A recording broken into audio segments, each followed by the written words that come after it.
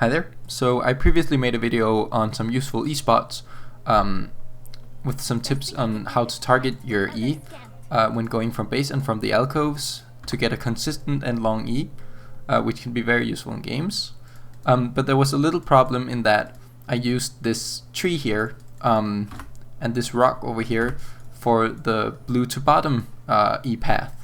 The problem with this is that when objects are in the air, depending on where you are watching from, your sort of angle of view, it can change where you actually move to when you click that place, and it can also change the targeting of the E. So I decided, after discussing a little bit with someone who commented, whom I very much agreed with, to instead find a spot on the ground that would work. So this spot still is very nice, and it does work to get very far, but as we can see here, it's pretty inconsistent. When we hit the right spot, it goes very far beyond this light grass here. You can see it's a bit lighter than the other grass. That's what I'm basing it on. And I haven't found anything that can consistently go that far. But I think consistency is more important than that very short amount of distance. So I've begun using this one instead. There's this little dot on the ground here, the one most to the right.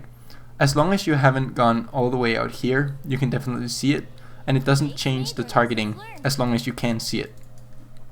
So we click on this one, and then we can see that this grass here is a little bit red, and this is the final straw of grass that's a little bit red, and then we go to the end of that, and then a little bit to the right, and we hold E, and you can see that the indicator leads us to almost the light grass here. And we can do this very consistently. So if we walk back here again, we target this one, and then that grass there. You can even do it on like just the tip of the grass. It'll just get you a tiny bit shorter.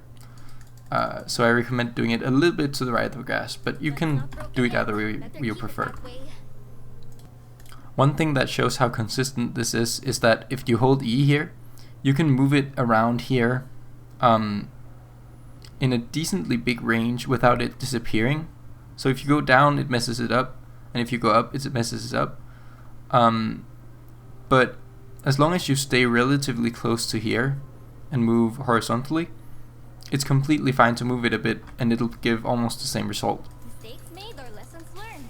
So you won't have any mess ups in real game.